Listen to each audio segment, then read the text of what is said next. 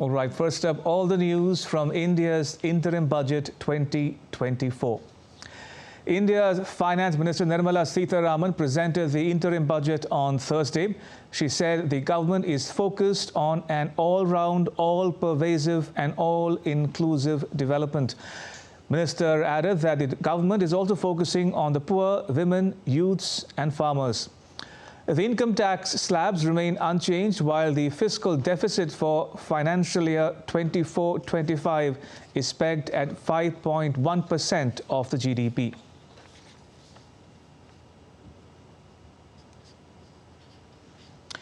India's Prime Minister Narendra Modi hailed the budget presented this morning. On the interim budget 24-25, Prime Minister Modi said this budget has a reflection of the young aspirations of a young India.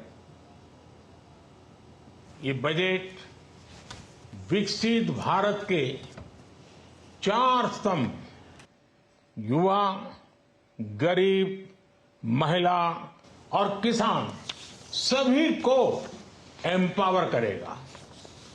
Nirmala ji का ये budget देश के भविष्य के निर्माण का budget है। इस बजट में 2047 के विकसित भारत की नींव को मजबूत करने की गारंटी है। India's Finance Minister today presented an interim budget. The government is committed to making the country a developed one or a developed nation by 2047. Here's a report. A vote of accountability. In a budget speech that contextualized India's economic management in a global order, the Finance Minister Nirmala Sitharaman spoke of a vision of the Amrit Kaal, and India as a developed country by 2047. She said the country had shown the way during turbulent economic times as a consensus builder to find solutions to global problems. The recently announced India-Middle East-Europe economic corridor is a strategic and economic game changer for India and others. In the words of Honorable Prime Minister, the corridor, and I quote, will become the basis of world trade for hundreds of years to come, and history will remember that this corridor was initiated on Indian soil. India is moving forward towards a Viksit Bharat, or a developed India. Much of that vision sees a transition to green energy. The budget 2024 makes significant announcements towards green transition. 10 million households will get up to 300 units of free electricity every month through the adoption of rooftop solarization. This is in keeping with Prime Minister Narendra Modi's resolve made at the time of the Ram Temple consecration. Through rooftop solarization, 1 crore households will be enabled to obtain up to 300 units free electricity every month. This scheme follows the resolve of Honorable Prime Minister on the historic day of consecration of Sri Ram Mandir in Ayodhya. Savings up to 15 to 18,000 rupees annually for households from free solar electricity and selling the surplus to the distribution companies. Charging of electric vehicles. Entrepreneurship opportunities for a large number of vendors for supply and installation. Employment opportunities for the youth with technical skills in manufacturing, installation and maintenance. The government is also providing viability gap funding for offshore wind energy projects. E-vehicle ecosystem will get a boost through greater government support for manufacturing and adoption of e-vehicles in public transport. The FDI inflow between 2014 and 2023 has been doubled compared to the period 2004 to 2013. The government has also been aiming to maximize the multiplier effect of capital expenditure and has increased it by a numerical aesthetical 11.1% to 11,11,111 crore rupees. Building on the massive tripling of the capital expenditure outlay in the past 4 years, resulting in huge multiplier impact on economic growth and employment creation, the outlay for the next year is being increased by 11.1% to 11,111 crore rupees. This would be 3.4% of our GDP. Finance Minister Nirmala Sitharaman committed to reducing the fiscal deficit to 5.1% in the current budget and to reduce it further to below 4.5% by 2025-26, a clear path of fiscal consolidation. She committed the interim budget to the House with a reference to the economy being firmly placed on a high sustainable growth path. Bureau Report, DD India. And India's Prime Minister Narendra Modi also said that the income tax remission scheme will benefit the middle class. Income tax रेमिशन scheme की घोषणा की गई है। उससे मध्यम वर्ग के करीब 1 करोड़ लोगों को बड़ी राहत मिलेगी। पिछली सरकारों ने सामान्य मानवी के सिर पर दशकों से ये बहुत बड़ी तलवार लटका कर रखी थी। आज इस बजट में किसानों के लिए भी बहुत महत्वपूर्ण और बड़े निर्णय लिए गए हैं। नैनो डीएपी का उपयोग हो, पशुओं के लिए नई योजना हो, पीएम मत्स्य संपदा योजना का विस्तार हो और आत्मनिर्भर ऑयल सीड अभियान हो। इससे किसानों की आय बढ़ेगी और खर्च कम होगा। And joining me is my colleague Anbarasan Elango from the southern Indian city of Chennai. Anbarasan, welcome to DD India News. Good to see you. What's been the general reaction been like in Chennai or in Tamil Nadu, generally speaking, to the budget?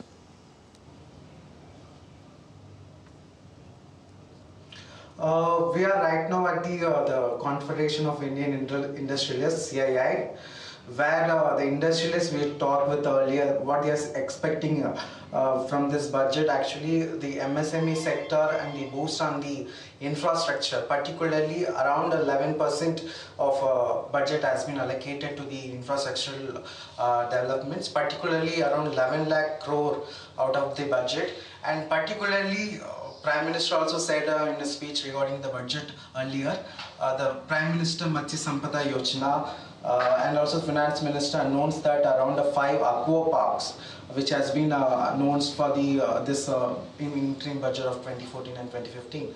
So already there is a significant VCB park has been set up in the Ramanathapuram district of Tamil Nadu, and particularly this fisheries department, which has getting a boost for around 30,000 crore has been allocated for last 8 years after the formation of this ministry, and also creating 3 corridors for the railways, particularly for the energy and cement, and also there is a port connectivity, and third one is for the high density traffic. These 3 corridors, particularly industrialists, they are saying that it will boosting the efficiency of the already existed corridors, and particularly these 3 corridors will be reduce the burden on the already existed 3 corridors, already existed the railway corridors. And across Tamil Nadu and southern industrialists we are talking with, the boost on MSME, particularly the finance minister has said that this industry, the financial sector will be given a kind of a boost to via MSME, so the energy and particularly electronic vehicles, particularly the automobile industry will be getting boost, and also the infrastructural and setting up charging units for the electronic vehicles. These kind of all this thing will be providing a job opportunity and employment creation, and particularly agriculture sector. there is a post harvesting work with a public and private partnership. So across all the sectors, agriculture, infrastructure, automobile, and all this thing will mostly focusing on the consistency on the developing India. And Prime Minister also said Viksit Bharat. So this budget kind of Viksit Bharat ka budget. That is also what Finance Minister has said. All right, we leave it at that. Anbarasan in Chennai, thank you for your inputs. Appreciate it. In more news about the budget, the projects for port connectivity, amenities to be taken up on islands, Lakshadweep fiscal deficit at 4.5% by FY26. Now, the FY25 gross market borrowing seen at rupees 14.13 lakh crore. The FY25 net borrowing seen at 11.75 lakh crore rupees. No proposals made on tax rates, direct or indirect. No change in income tax slabs as well to withdraw direct tax demands up to 25,000 up to financial year 2010. The FY25 total expenditure estimated at 47.66 lakh crore rupees and the FY25 total receipts at 30.8 lakh crore.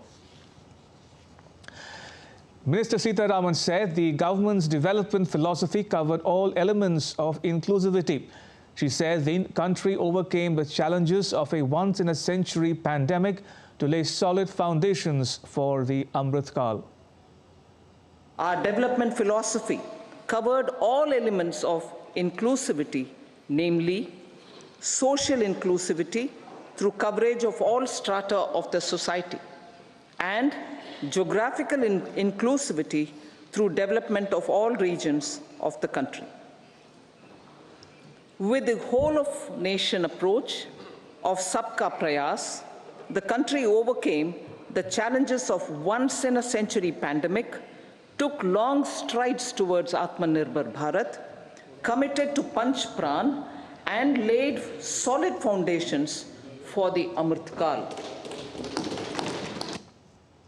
While presenting the interim budget, India's Finance Minister Nirmala Sitharaman said the country's economy has witnessed profound positive transformation in the last 10 years.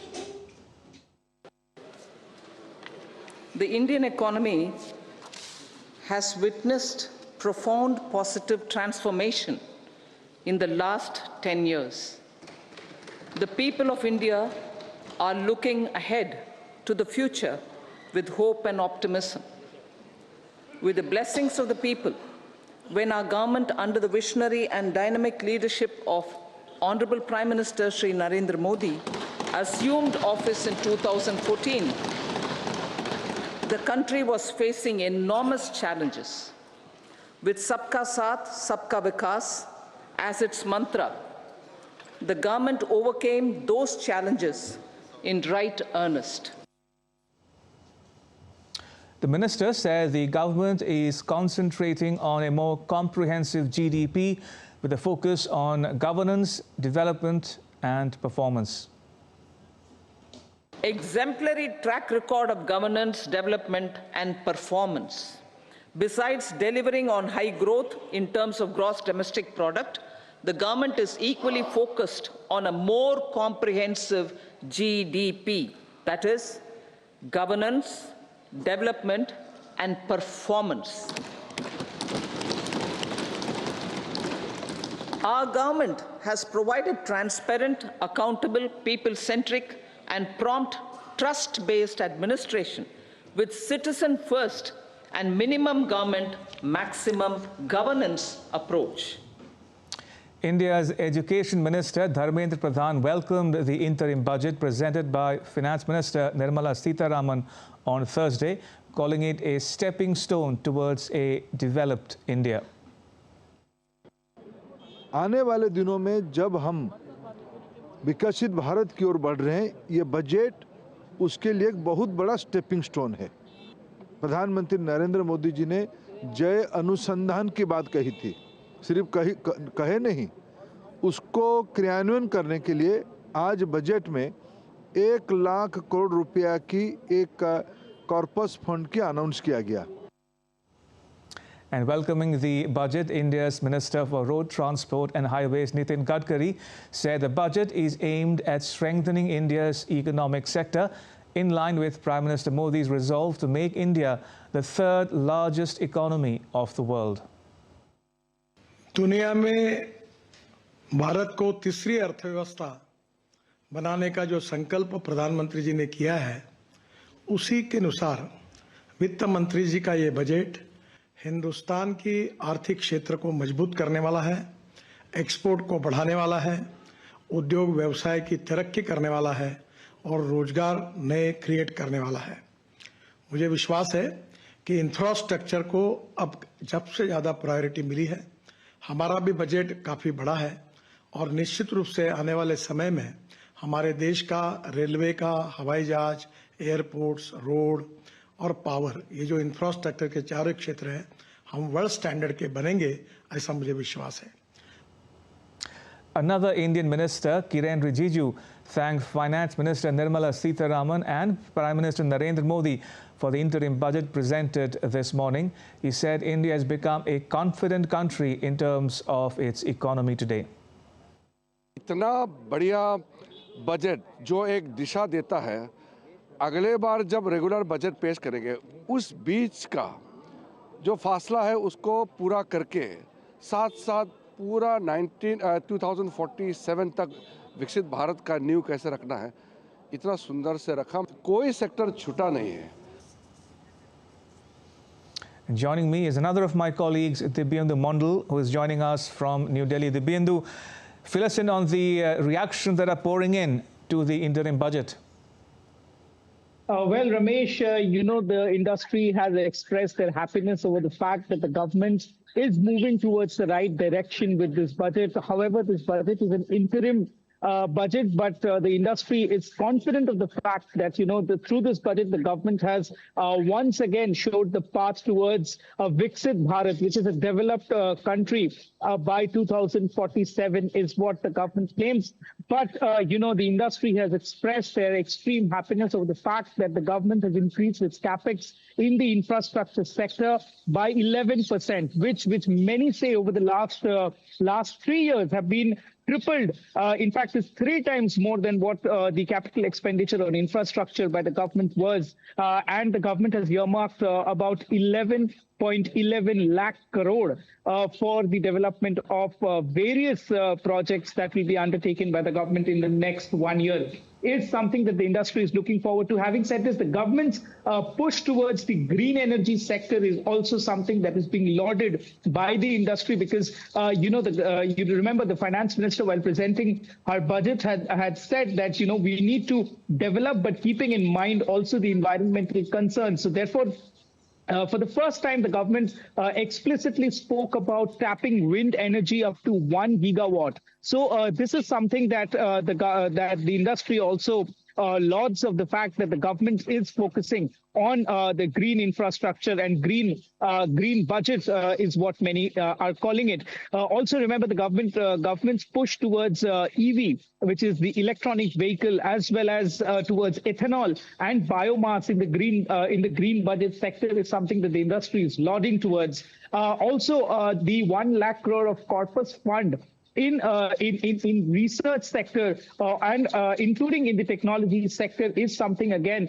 that the industry is very hopeful of, that it could lead to more innovation in this sector, which would perhaps make India more self-reliant and push India towards Atmanirbharta. So the industry all in all are very confident of the fact that the budget is showing the right direction towards which the country is moving. And this budget is a progressive budget towards the development of India. Dibyendu, you referred to 2 key takeaways. One, the 11.1% hike in capex to focus on infrastructure and jobs by extension. The other one, $12 billion earmarked as a corpus for credit on research and development and innovation. 2 important takeaways. But that said, is the industry happy with the progress on fiscal deficit, 5.1 projected? in financial year 24-25, and progressively can India be expected to stay on course, reduce it going forward? What's been their reaction like? Well, I was speaking to a couple of people, industry insiders from FICCI as well as CII.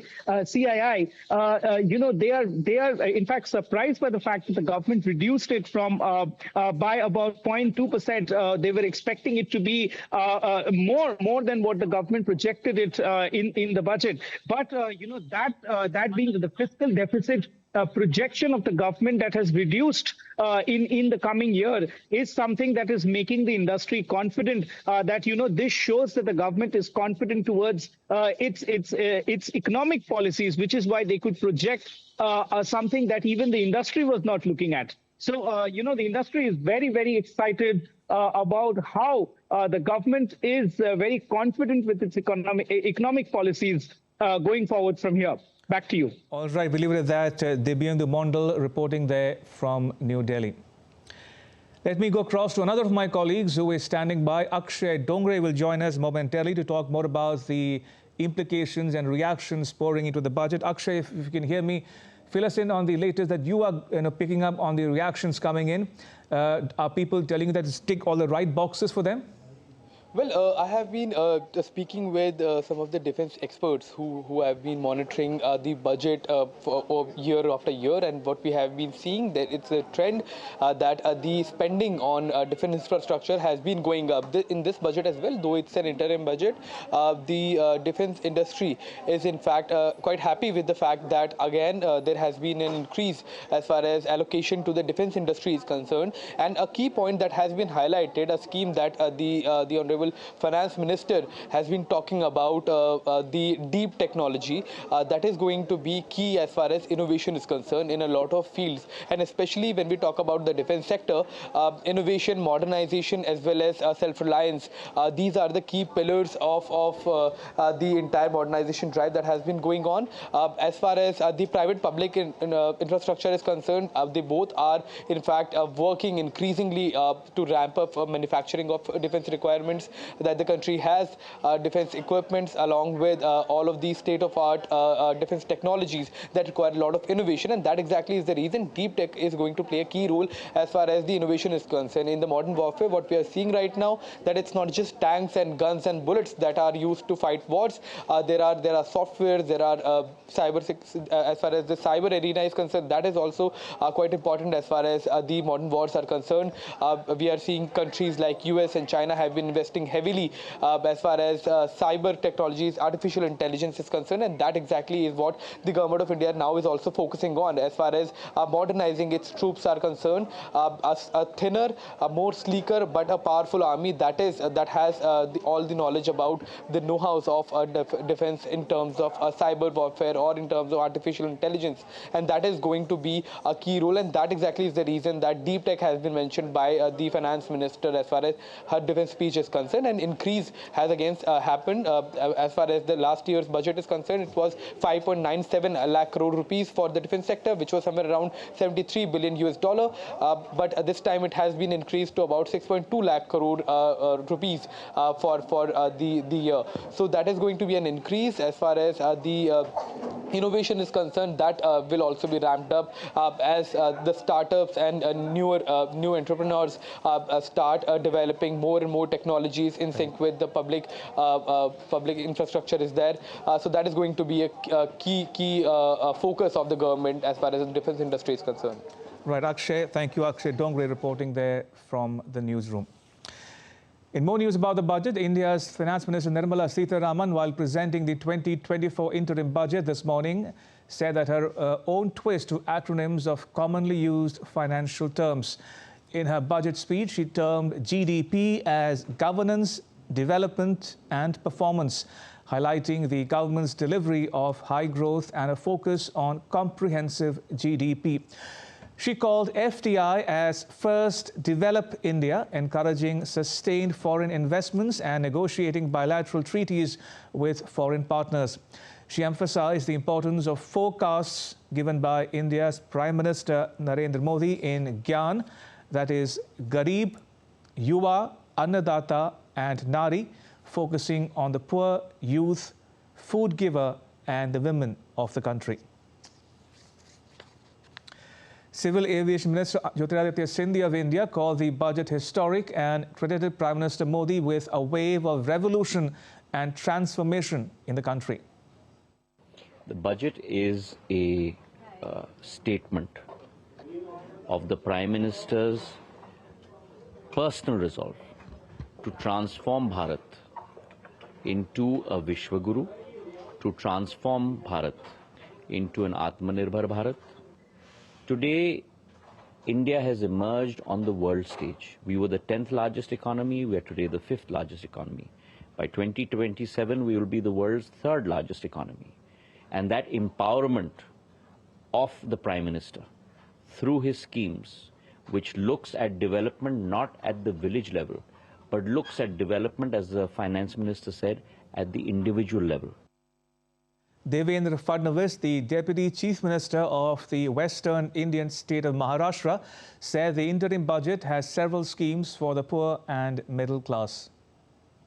मंत्री निर्मला सीतारमण जी ने जो अंतरिम budget पेश किया है, विकसित भारत की संकल्पना विशद करने वाला इस प्रकार का ये बजट है। इस बजट में विशेष रूप से गरीबों, मध्यम वर्गीयों के लिए कई योजनाएं उन्होंने रखी है, जिसमें 1 करोड़ सोलर रूफटॉप, जिसके माध्यम से 300 यूनिट तक की बिजली ये हमारे नागरिकों को मुफ्त मिलने वाली है। जो लोग झोपड़पट्टी में रहते हैं या चौल में रहते हैं, ऐसे लोगों को उनका घर खरीदने का या नया घर लेने का सपना पूरा हो, इसके लिए भी योजना लाई जा रही है। India's Defence Minister Rajnath Singh congratulated Finance Minister Nirmala Sitharaman for presenting a very encouraging interim budget. He said that this budget will guide the country to become a developed nation by the year 2047. वित्त मंत्री श्रीमती निर्मला सीतारमण जी ने आज जो interim budget पेश किया, ये full fledge budget नहीं है, इंटरिम बजट है। लेकिन इंटरिम बजट जो भी उन्होंने प्रस्तुत किया है वो बहुत ही इंकरेजिंग है, बहुत ही उत्साहवर्धक है और आगे के लिए भी और अधिक आशाएं बढ़ती हैं। और भारत की इकॉनमी की साइज जितनी इस समय है, इसमें पूरी तरह से मैं आश्वस्त हूं इस इंटरिम बजट के कारण ही, जो भी इंडिकेशन इस बजट से मिले हैं कि हमारी इकॉनमी जो आज दुनिया की टाइप 5 कंट्रीज में है, उसकी साइज बढ़कर 2027 तक मोर देन $5 ट्रिलियन जाएगी और 2030 आते आते मोर देन $7 ट्रिलियन तक पहुंचेगी। JP Nadda, the president of the ruling party, the Bharatiya Janata Party, termed the interim budget as far-sighted and said it lays a foundation for a developed India. यह budget विकसित भारत के लक्ष्य की बुनियाद है। हम गरीबी हटाने का नारा नहीं देते, बल्कि गरीबी दूर करके दिखाते हैं। हम विकसित और विकास की केवल बात नहीं करते, बल्कि विकास को घर घर पहुंचाने में यकीन रखते हैं। अंतरिम बजट में मध्यम वर्ग के लिए आवास योजना लाए जाने का निर्णय एक क्रांतिकारी कदम है। अगले 5 साल में प्रधानमंत्री आवास योजना ग्रामीण के तहत लगभग 2 करोड़ घर बनाने का निर्णय लिया गया है।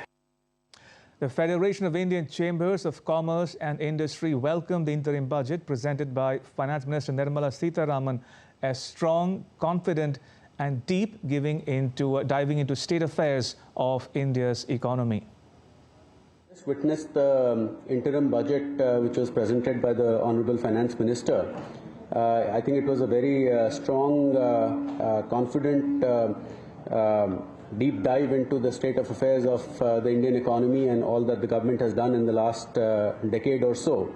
What stood out for me was the clear articulation that the focus groups on which the government is working on for upliftment and development are the poor, the women, the youth and the farmers. There is a clear emphasis on green growth and inclusive growth. In as much as green growth is concerned, initiatives such as the viability gap funding for offshore wind, as well as a focus on the EV ecosystem, I think stood out.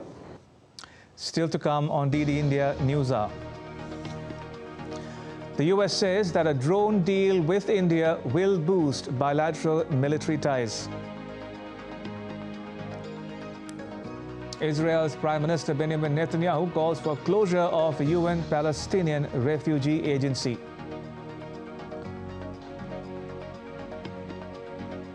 And the World Court holds Russia guilty of violating an element of the UN Anti-Terrorism Treaty.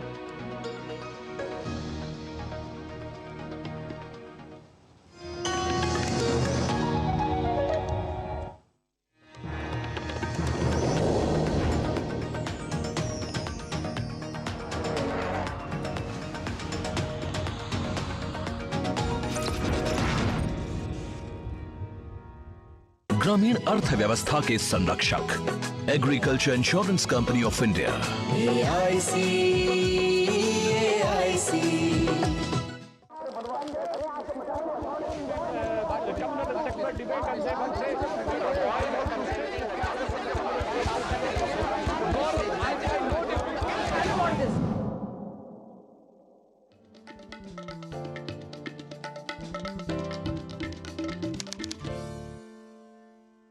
ग्रामीण अर्थव्यवस्था के संरक्षक agriculture insurance company of India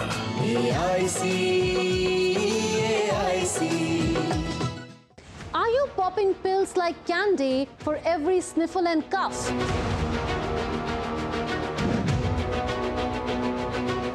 Is excessive use of antibiotics creating superbugs? And does this mean that antibiotics will no longer be effective? I connect the dots to get you the full picture. Watch Connecting the Dots every Friday at 8 p.m. IST on DD India. ग्रामीण अर्थव्यवस्था के संरक्षक agriculture insurance company of India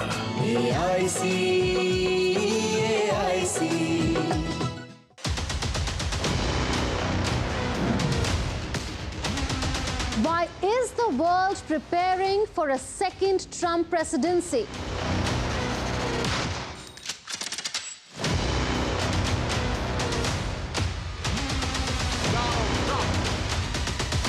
I connect the dots to get you the full picture. Watch Connecting the Dots every Friday at 8 p.m. IST on DD India. ग्रामीण अर्थव्यवस्था के संरक्षक agriculture insurance company of India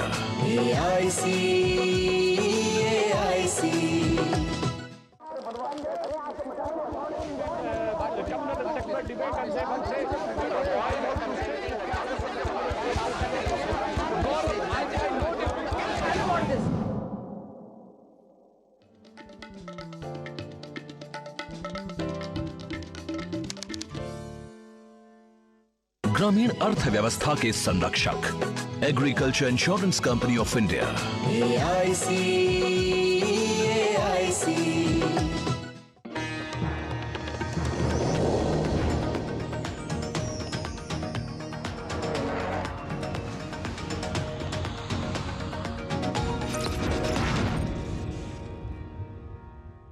ग्रामीण अर्थव्यवस्था के संरक्षक agriculture insurance company of India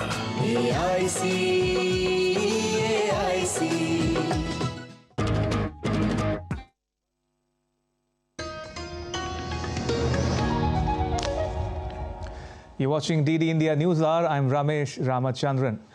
All right, in more reactions coming into the interim budget, joining me is my colleague Shyama Mishra, who is in India's financial capital of Mumbai.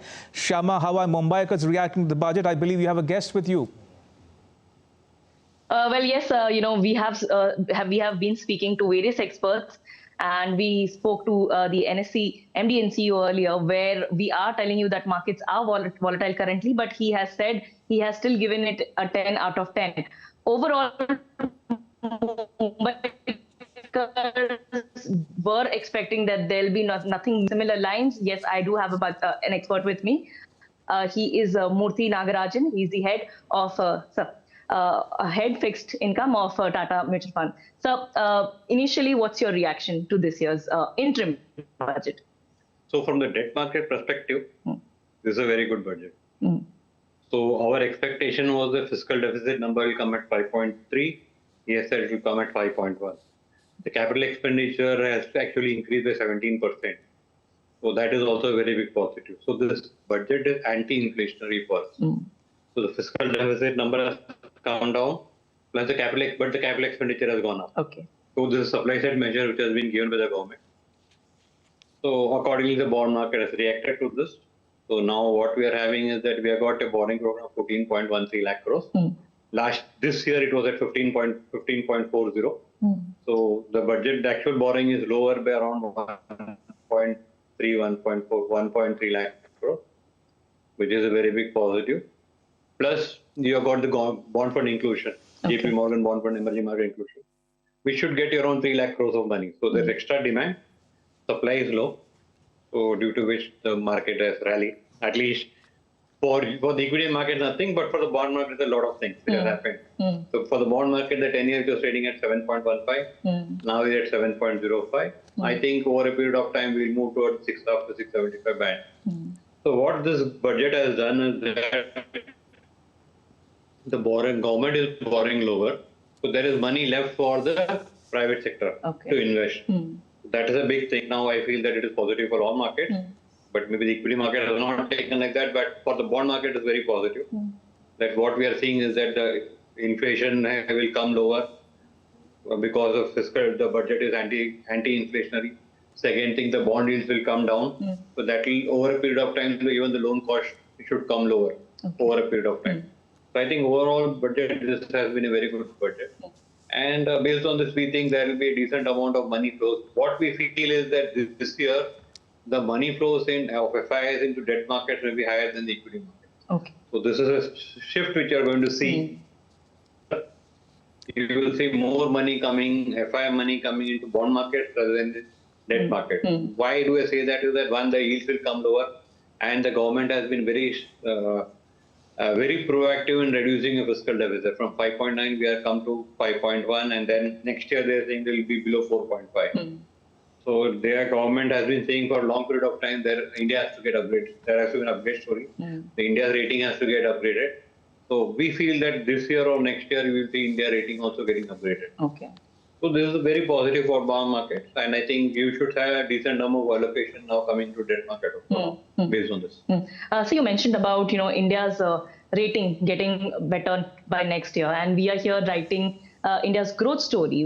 The focus is also, the emphasis is also on youth, women, farmers, and this is the four main pillars that Nirmala Sitharaman in her speech has time and again emphasized. How do you see the policies, customized around these four major castes? So for youth, there is definitely the PIL scheme, so which has led to that over a period of time will lead to more employment for the youth. Now again, like what numbers I have seen is that whether it's the medical colleges or whether it is colleges, they have doubled. Okay, so the supply people are getting, and now we have to look at quality of education also. Even AIMS, they have almost doubled. So these are all good points which are there. Again, for the women, they are giving loans, I think, subsidized rate, So that also should be beneficial, I think so. So overall, I think now it is like the people have to take the benefit now. The government is giving you lower rates. The government is saying that the India story will get upgraded. So the corporates can borrow at cheaper rates in the global market once you get an upgrade. So, and hopefully they should start investing. The government has done it bit. Last year, this year they have done around 9.5 lakhs of capital expenditure. Next year they are planning around 11.1. So the capital expenditure part the government is doing. Now it is left to the private sector to take up and work on that. So that should lead to, over a period of time, you should see investments going up. And as investment goes up, I think jobs also will follow. Lastly, sir, I'll just take a short question. This was an interim budget, but we will be soon expecting a full-fledged budget after the results are announced of the elections. What are your major expectations from the full-fledged budget? So I think it will be more or less in the same line, like what we are seeing here.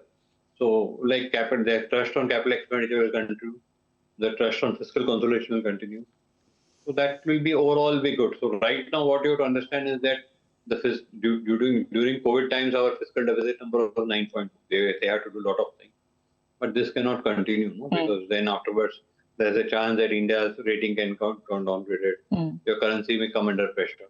So the course correction with the government has been equally ambitious. Now they are saying that the fiscal deficit will come to below 4.5 next year. So next year, 2026.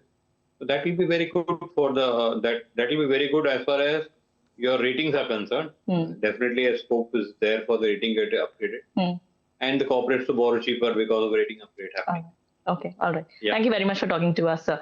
So that was Murthy Nagarajan speaking about this particular area and also how the budget has been, and also talking about his expectations once the government is formed and they have a full-fledged budget. Over to you. All right, Shyama, thank you. That was my colleague Shyama Mishra reporting there from Mumbai.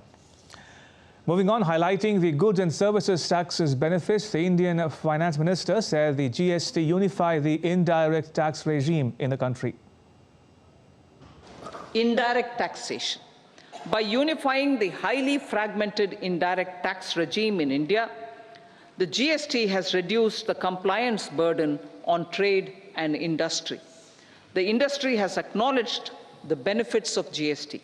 According to a recent survey conducted by a leading consulting firm, 94% of industry leaders view the transition to GST as largely positive. Minister Sitharaman said that under the new tax regime, there's no liability for taxpayers with incomes up to 7 lakh rupees per annum. Under the new tax scheme, there is now no tax liability for taxpayers with income up to 7 lakh rupees, up from 2.2 lakh rupees in the financial year 2013-14. She added that corporate tax rate was decreased from 30% to 22% for existing domestic companies. The threshold for presumptive taxation for retail businesses was increased from 2 crores to 3 crores. Similarly, the threshold for professionals eligible for presumptive taxation was increased from 50 lakh rupees to 75 lakh rupees.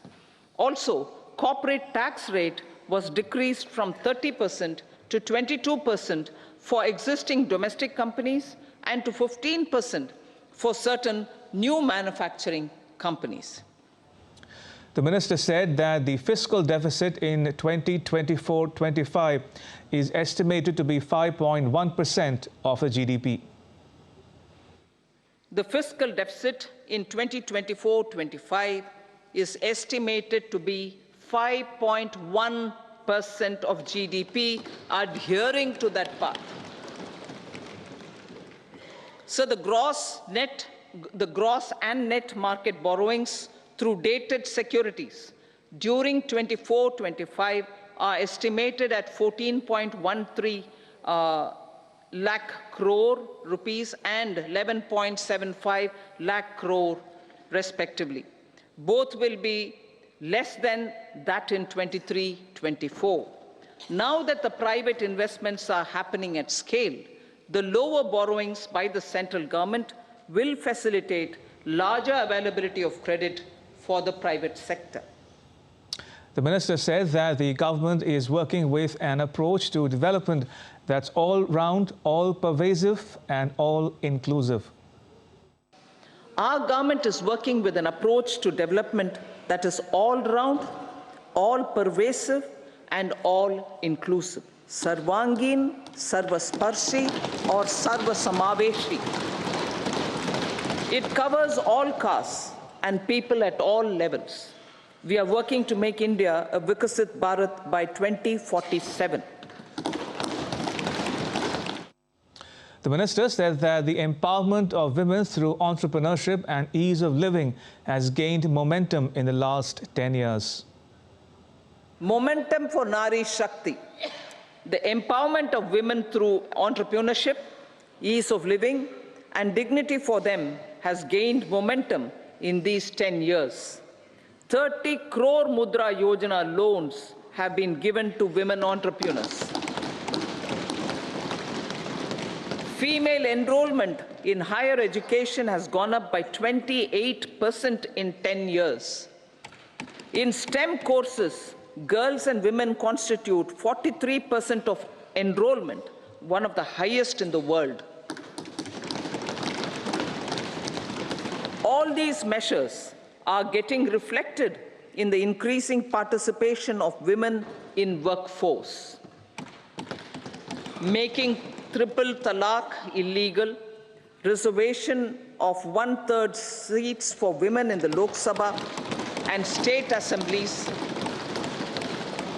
and giving over 70% houses under PM Awas Yojana in rural areas to women. That in the last 10 years, development programs have targeted each and every individual through initiatives such as Housing for All. Inclusive development and growth. Our humane and inclusive approach to development is a marked and deliberate departure from the earlier approach of provisioning up to village level. Development programs were thus provisioned. In the last 10 years, however, have targeted each and every household and individual through Housing for All, Har Ghar Jal, electricity for all, cooking gas for all, bank accounts and financial services for all in record time. And now take a look at some of the highlights in the healthcare sector contained in the interim budget 2024. Ayushman Bharat healthcare cover under Ayushman Bharat to be extended to all ASHA workers, all Anganwadi workers and helpers. Maternal and child healthcare, various schemes under maternal and child healthcare to be brought under one comprehensive program for synergy in implementation. Upgradation of Anganwadi centers under Saksham Anganwadi. Portion 2.0 will be expedited for improved nutrition delivery, early childhood care and development. Newly designed UWIN platform for managing immunization and intensified efforts of Mission Indradhanush will be rolled out as well. At the same time, the government says it will encourage vaccination for girls in the age group of 9 to 14 years to prevent cervical cancer. Prime Minister Modi says that the interim budget has emphasized on empowering the poor and middle class. गरीबों के लिए हमने गांवों और शहरों में 4 करोड़ से अधिक घर बनाए। अब हमने 2 करोड़ और नए घर बनाने का लक्ष्य रखा है। हमने 2 करोड़ महिलाओं को लखपति दीदी बनाने का लक्ष्य रखा था। अब इस लक्ष्य को बढ़ाकर 3 करोड़ लखपति दीदी बनाने का कर दिया गया है। आयुष्मान भारत योजना ने गरीबों की बहुत मदद की है। अब आंगनवाड़ी और आशा वर्कर उन सबको इस योजना का लाभ मिलेगा। साथियों, इस बजट में गरीब और मध्यम वर्ग को एम्पावर करने, उनके लिए आय के नए अवसर बनाने पर भी बहुत जोर दिया गया है। All right, let me now get you some foreign news. U.S. State Department spokesperson Matthew Miller has said that the drone deal offers significant potential to further advance strategic technology cooperation with India and military cooperation in the region as a whole. So I'll say that generally the U.S.-India defense partnership has seen significant growth over the past decade. This is a proposed sale that was announced during Prime Minister Modi's visit last year. We believe it offers significant potential to further advance strategic technology cooperation with India and military cooperation in the region. Of course, Congress plays, as you know, an important role in the U.S. arms transfer process. We routinely consult with members of Congress with on the Foreign Affairs Committees before our formal notification so we can address questions that they might have. But I don't have any comment on when that formal notification might take place. The U.S. Central Bank holds rates steady, says more confidence needed in inflation slowdown before rate cuts.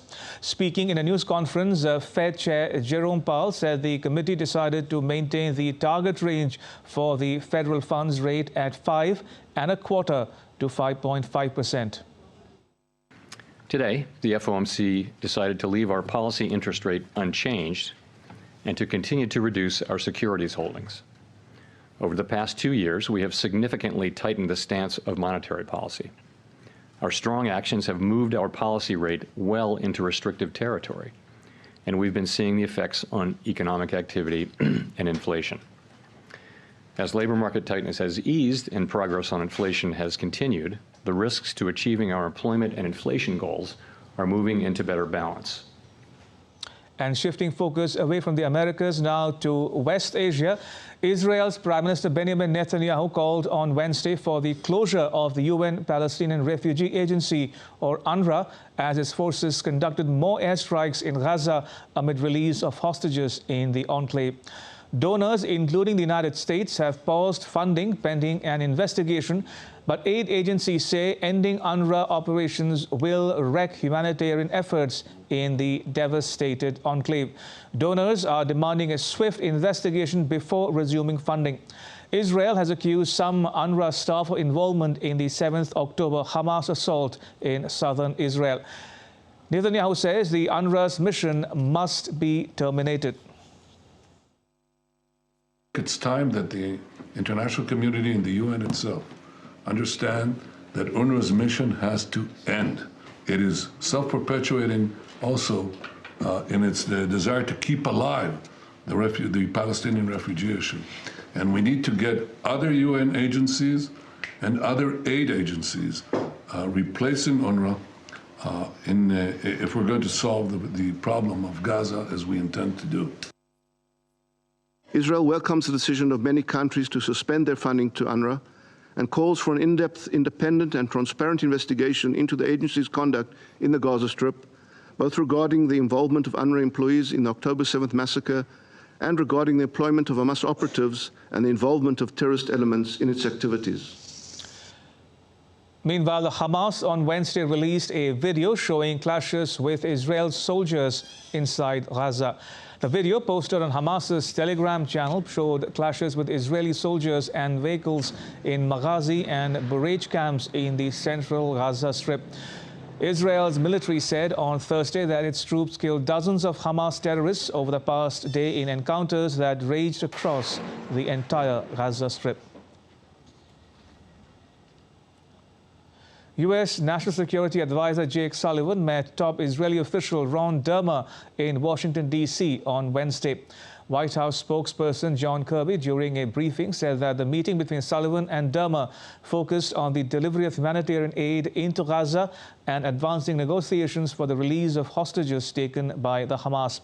The meeting comes on the heels of Jake's meetings with the families of the American hostages and his discussion with the Emir of Qatar, Sheikh Al Thani, on Tuesday to reach a deal for the release of hostages held since the conflict between the Hamas and Israel erupted on the 7th of October last year. The National Security Advisor Jake Sullivan had a chance to meet today with the Israeli Minister for Strategic Affairs, Ron Dermer, while he was here in town. They, of course, discussed the situation on the ground in Gaza, also had an opportunity to talk about continued efforts to increase the flow of humanitarian assistance into the people of Gaza. And, of course, they talked about our ongoing collective efforts to get all the hostages released, get them back home with their families where they belong, and those negotiations and discussions are certainly ongoing right now. To Europe now, hundreds of tractors have filled the streets of Brussels in front of the European Parliament. Angry farmers jammed the streets over high costs regulations by the government. The leaders expected to meet in the city on Thursday to discuss financing for Ukraine as well. While the farmers' crisis is not officially on the agenda of the EU summit, it is bound to be discussed, at least on the margins of it. Meanwhile, Italian farmers have joined the French farmers' protest movement to demand easing environmental rules and protection from rising costs and cheaper imports. Now, they argue that they face unfair competition from rivals due to varying environmental standards among EU states.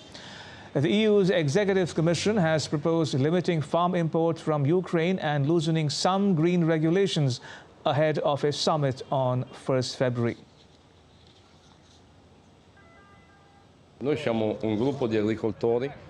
We are a group of farmers who want to claim fair rights for our agriculture.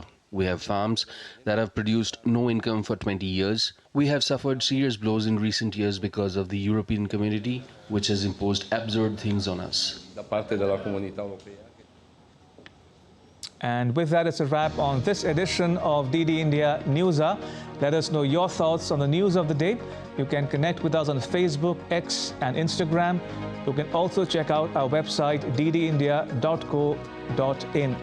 We'll be back with more news as it breaks here on DD India. I'm Ramesh Ramachandran. From all of us here in New Delhi, thanks for watching DD India News Hour.